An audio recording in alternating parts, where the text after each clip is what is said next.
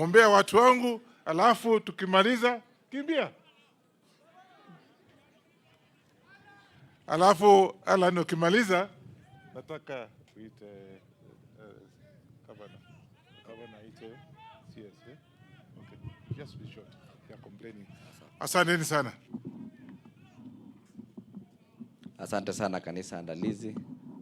Your Excellency the Deputy President of the Republic of Kenya, Right Honorable Speaker, waziri wetu Susan Nakumicha, Your Excellency the Governor of Nzoia, wabunge wote ambao wako hapa, ma MCA wote ambao wako hapa, wana Nzoia, wana Kwanza, Bwana asifiwe.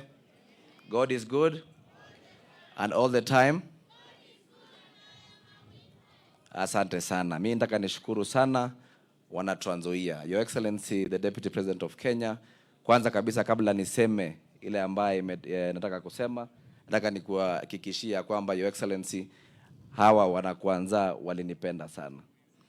Walinipigia kura bila kubagua ukabila, bila kubagua chama ama bila kubagua miaka yangu. So mimi nataka niseme wana Kwanza, mimi nawashukuru sana.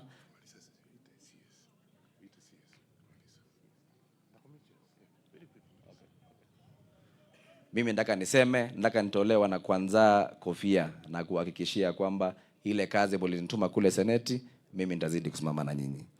Your Excellency, hapa Kwanza ndio mahali mimi natoka. Kando kukua kwa Mheshimiwa Ferdinand, pia mimi nimezaliwa hapa Kwanza. Na ni mahali ambaye mimi ninapenda sana. Your Excellency, kando umesikia ile shida ambayo tuko nayo kwa mashule zetu, pia ningependa kusisitiza ya kwamba maprincipal wetu tafadhali tuzidi kusaidia. Ile shida tuko nayo Nzoia ni nyingi sana. Hata Your Excellency, hapa Kwanza ama hapa Nzoia tumekuwa na shida ya maji sana. Tunashukuru rais alikuja juzi akatusaidia tukafungua ile maji na mimi najua imefika hapa Kwanza.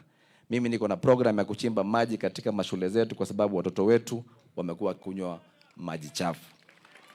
Na so far Your Excellency, hapa Nzoia tumechimba 38 boreholes kwa mashule, na hapa Kwanza tumechimba 15 boreholes last year, na pia hii mwaka nitazidi kuangalia zile mashule ambaye hatuna maji. Mimi kama foundation yangu ya Chesang Foundation tutakuja tuchimbie watoto wetu maji. Otherwise Your Excellency, kwa sababu ya ile shughuli imetuleta hapa sitasema mengi. Mimi ni kijana ya Reverend, na baba yangu kabla aenda aliniambia niendeleshe kazi yake. Na kazi yake, kwa sababu siwezi kuwa pastor ama bishop, yangu ni kusaidia mambo ya kujenga makanisa. Na ndio maana niko hapa.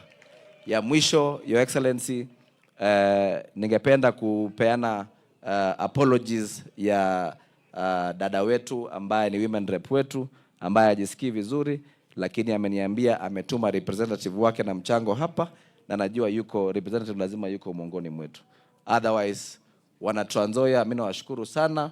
Mwenyezi Mungu awabariki. Ningependa sasa nimwalike waziri wetu ambaye mnamjua na